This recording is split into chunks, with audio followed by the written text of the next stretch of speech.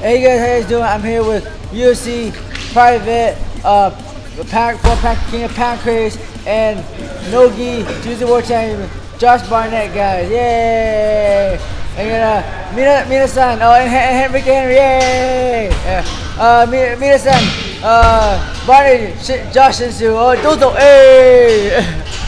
Josh, please introduce yourself for the people who don't know you, sir. Well, my name is Josh Barnett. I am the War Master, formerly the Babyface Assassin. I'm the youngest UFC heavyweight champion of all time. Still the current King of Pancrase, mainly because I couldn't find anybody to challenge for the belt. But Pride veteran, K1, Sengoku, fought all around the world, and still current MMA fighter. Thank you. Josh, how old are you, and how did you start in martial arts?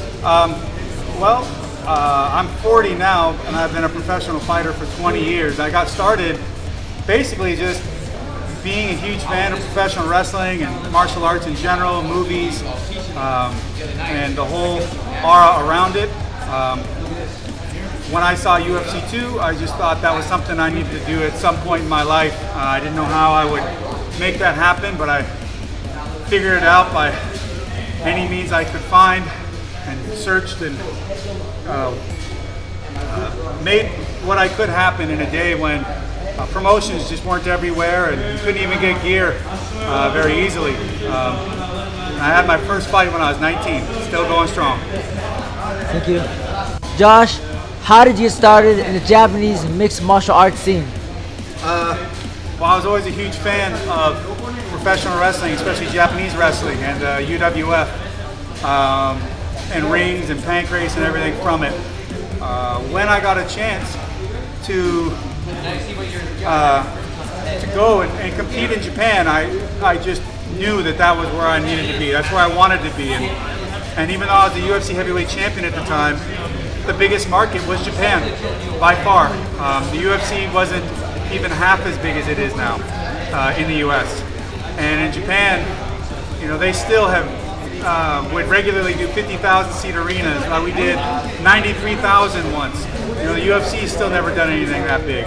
It was a massive MMA scene over there in the early 2000s, the mid 2000s. So that's where all the best competition was, and that's where my heart lied. That's where my heart wanted to be. So I did what I could to get over there, and ever grateful that I had the chance. Thank you. Next question, Josh. What do you think about the current state of JMMA and its future? It's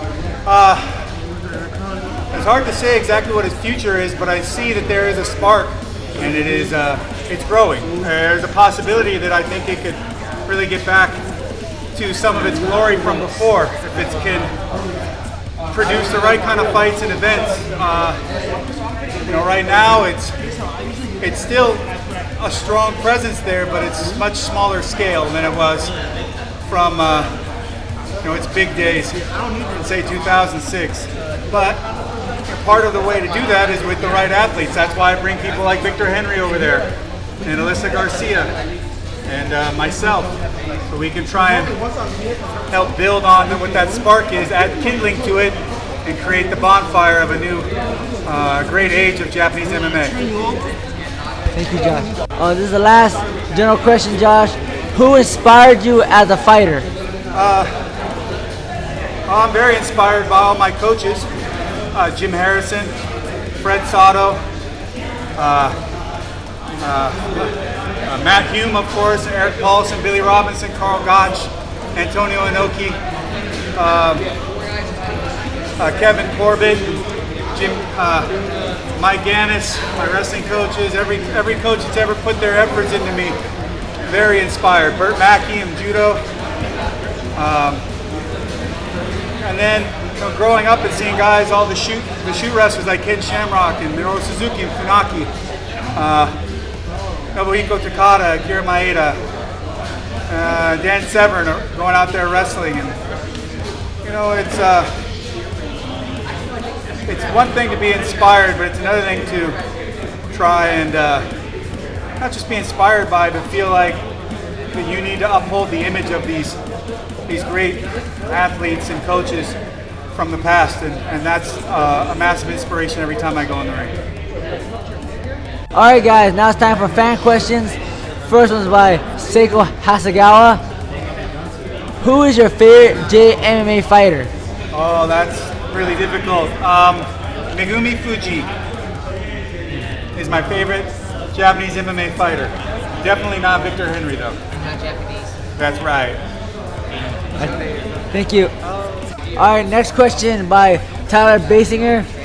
Infant Annihilator or Angel Maker? Reaping Death. Reaping Death, that's what he said. Next fan question by Dean Padua. If you could cosplay as any character, who would it be? I don't know. I guess just I don't mind cosplaying as myself, but dressed up and not a sweaty, nasty slob. There we go. Next question by Josh Something.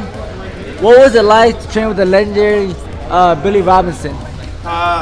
It was life-changing. You know, Billy's one of my most important figures when it comes to fighting and training, and I'm very fortunate and very proud to have been under the tutelage of Billy Robinson, to say I'm one of Billy's boys.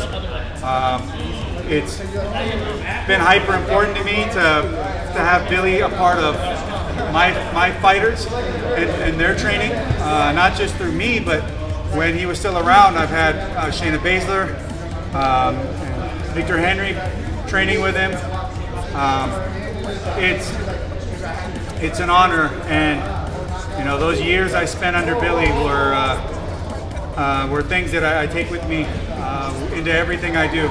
So it's not just about how great it was and how much it helped me, but I will continue to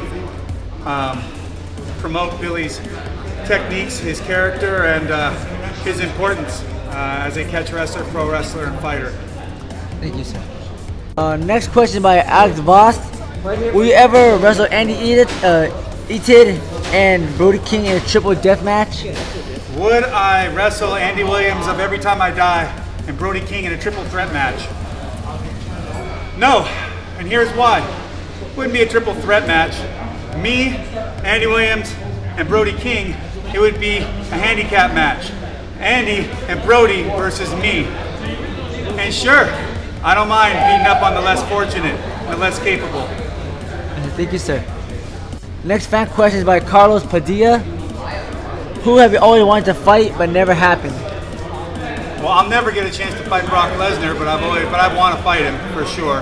And I'm not just saying that to be in vogue and asking about the money. I wouldn't care if it was in the UFC or where it was. I would like to fight Brock. You know, I always wanted to fight Masakatsu Funaki and Volkan, but I don't think that's ever going to be an opportunity. Or pro wrestle them, you know, either or. Thank you, Josh. Next question is by David Lay. Between all the matches in wrestling and MMA, which was the toughest and why? The toughest matches in MMA they've always been the ones in which I didn't bring my best. Those are always the toughest, not because of even winning or losing, but because I knew that I didn't perform to my capabilities, and that's something that brings regret more than anything else. In pro wrestling, wow.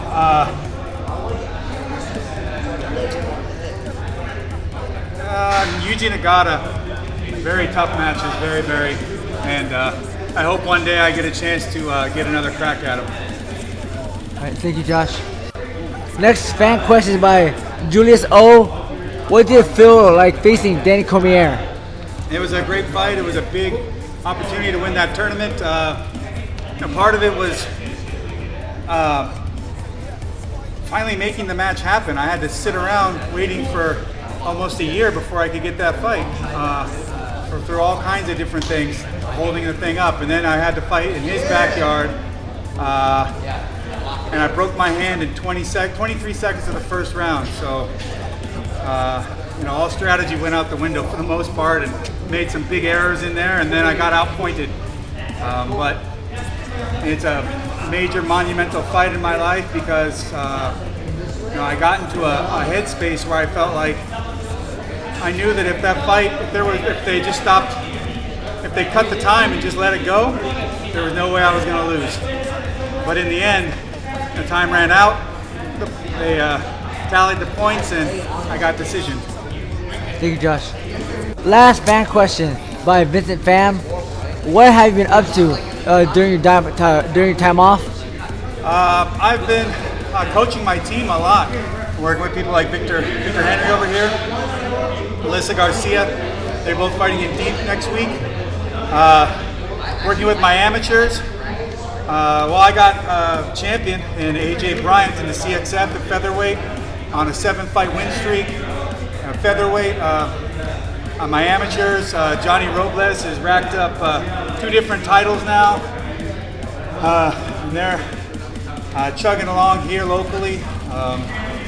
And then doing all my commentary work with Jim Ross for New Japan Pro Wrestling, doing all the live shows. And man, I haven't had any lack of being busy, seminars with scientific wrestling. And trying to plot for my my eventual world domination. And that takes a lot of effort. It takes all my waking hours, it seems like. But maybe looking forward to being able to get some fights and grappling matches. I believe there's some quintet action coming up here, and then maybe some films in my future too, depending on if I can get all this scheduling put together. But right now it's just about getting in the gym and leading him and Alyssa to victory over in Japan. Thank you very much, Josh. All right, guys, that's it, guys. Thank you very much, Josh, for doing this awesome interview. And I think Victor Henry. Well, he's got plenty to say next. He's next. He's interviewing right now. Guys, but also, guys, thank you again, Josh, for everything, guys. I really appreciate it. It's a big honor. Josh is a legend in mixed martial arts, and JMMA as well, guys. Thank you very much. Yay! Hey guys, how you guys doing? I hope you enjoyed that episode of the Nanfan JMMA show with the legendary former UFC champion, Pride veteran, King of Pancrase, Josh Barnett, guys. Josh Barnett was a super cool guy. Who was able to fit me into his very tight schedule. And I got to film a little training. With him and Victor Henry. He's really busy. Doing pro wrestling around the United States and doing commentary. So I was very lucky and fortunate to have this interview with him. I've been watching him for years. In UFC, fighting guys like Pedro Hizo. I think he beat Randy Couture to win and become the UFC champion. And guys like in Pride when he fought Nogueira, fought and lost to Nogueira. Lost and won to Nogueira. He beat him and he lost to him. And the guy's amazing guy, super cool guy, and he watches a lot of anime, and he's in the manga, so it's super cool. I'm very thankful to have the chance to get this interview with the legend such as Josh Barnett, guys. Wait 1 second, guys. Yes, everyone, thank you very much for watching the Nanfan JMMA show. The Nanfan Nihon Soga Togi no Shoru. Goodbye, guys. See you later. Hey!